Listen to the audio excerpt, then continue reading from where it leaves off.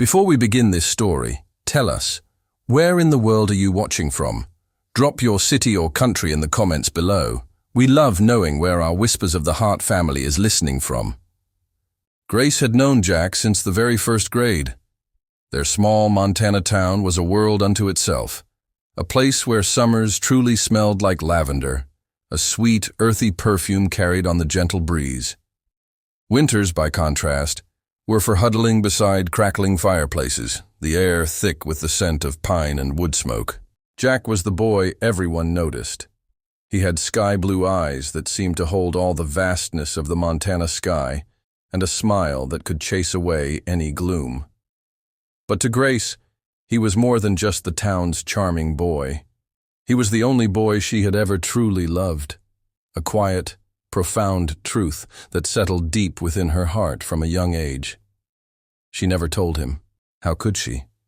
The words always seemed to catch, to tangle in a knot of shyness and a fear so deep it felt like it was part of her very being.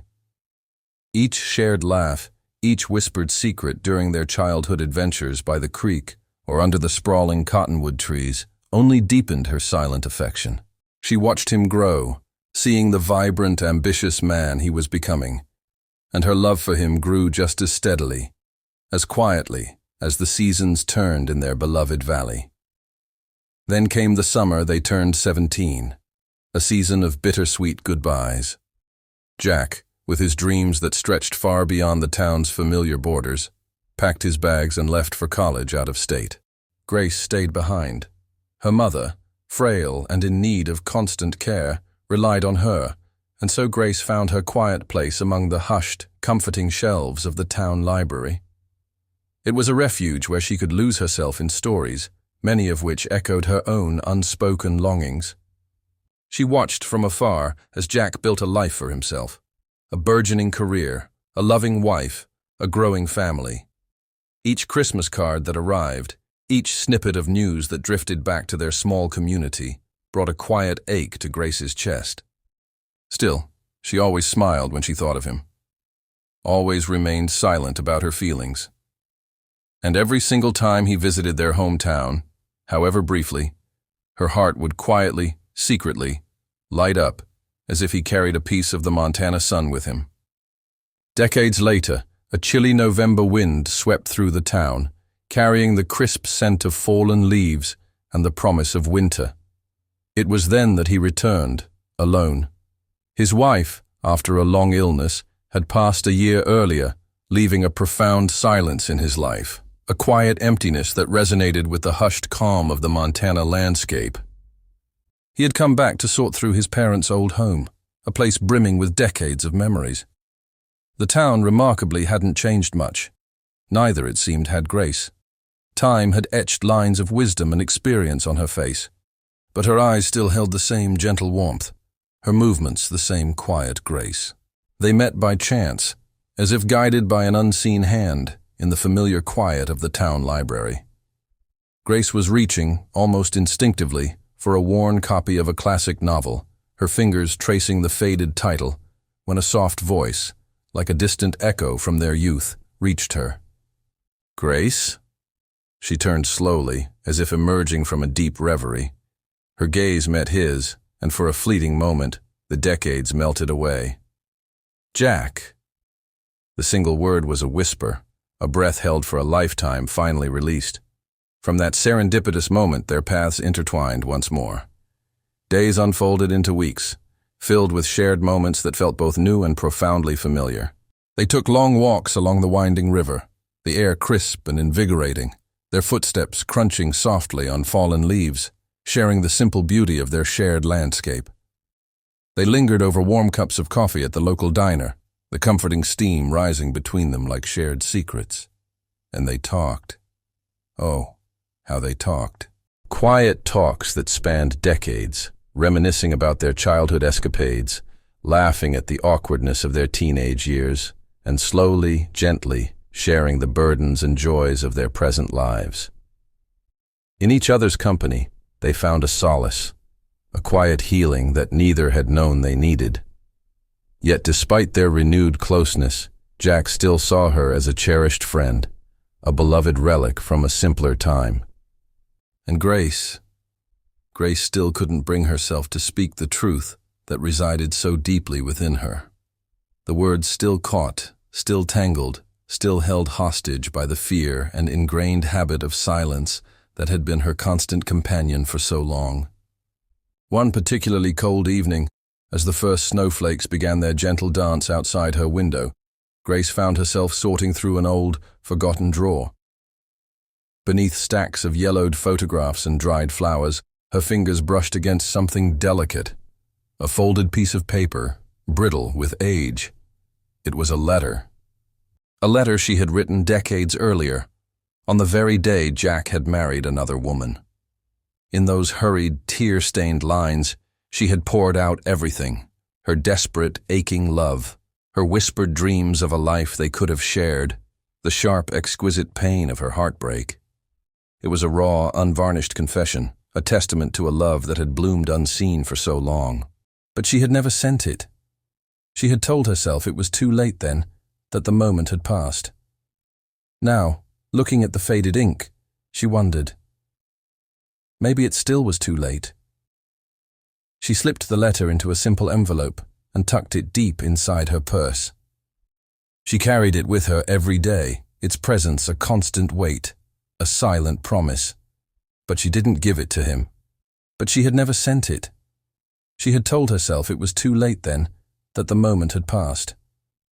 Now, looking at the faded ink, she wondered. Maybe it still was too late. She slipped the letter into a simple envelope and tucked it deep inside her purse. She carried it with her every day, its presence a constant weight, a silent promise. But she didn't give it to him. Something, pride perhaps, or lingering fear, or maybe just the sheer force of old habit, held her back. The unspoken remained unspoken. Then, one quiet morning, the world seemed to tilt for Grace. She collapsed suddenly at the library, the familiar scent of old books blurring around her. The doctors found something serious, a condition that needed urgent surgery. It was a stark reminder of life's fragility. Jack, when he heard, rushed to her side, his usual calm demeanor replaced by a quiet intensity. He stayed by her hospital bed every single day, his presence a comforting anchor in her vulnerability. And for the first time, truly, he began to see her.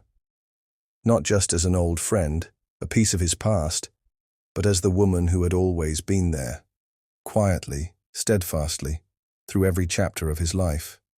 She was the one constant, the steady light he had never truly acknowledged. The night before her critical operation, as the hospital corridor hummed with a hushed tension, Grace finally, with a trembling hand, reached into her purse and handed him the letter. She simply whispered, "Read this, Jack." He took it, his brow furrowed with concern, and moved to a quiet corner of the corridor. As he unfolded the aged paper, his eyes scanned the lines, then again, slowly, deliberately. And with every word, with every raw confession of a love so deep and enduring, tears welled up in his sky-blue eyes. 40 years of unspoken love, and he had been blind to it all. The realization hit him with the force of a physical blow, a profound regret for the years lost, the feelings unacknowledged. Grace survived the surgery. The recovery was slow, but each day brought her closer to strength. When she finally came home from the hospital, the small Montana house felt like a sanctuary. And there, waiting on her porch, was Jack. He stood beneath the golden autumn light, holding something delicate in his hand. A simple, vintage ring that had belonged to his mother, a cherished heirloom. He had saved it for someone truly special, a woman worthy of its quiet beauty. Grace survived the surgery. The recovery was slow, but each day brought her closer to strength. When she finally came home from the hospital, the small Montana house felt like a sanctuary. And there, waiting on her porch, was Jack. He stood beneath the golden autumn light, holding something delicate in his hand. A simple, vintage ring that had belonged to his mother, a cherished heirloom. He had saved it for someone truly special, a woman worthy of its quiet beauty. "Will you give me the chance?" he said, his voice trembling slightly, raw with emotion, "to spend the rest of my life loving you, the way you've loved me all these years?" Grace didn't answer right away. She walked slowly, deliberately, up the steps towards him, the cool air crisp against her face. She stopped just before him, then gently laid her head on his shoulder, feeling the solid warmth of him. And into his ear, her voice soft but clear, carrying the weight of a lifetime of unspoken affection, she whispered, "I've already spent my life loving you, Jack. Now, I just want to spend it with you, to spend."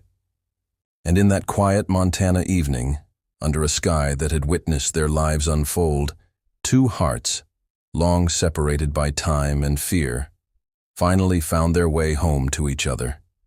Their love, a quiet bloom, had waited patiently, and now, at last, it was ready to blossom fully. If this story touched your heart, don't forget to subscribe.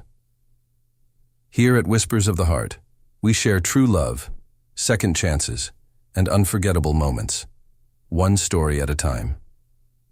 Leave us a comment. Let us know what you felt. And don't forget to share this with someone who still believes in love.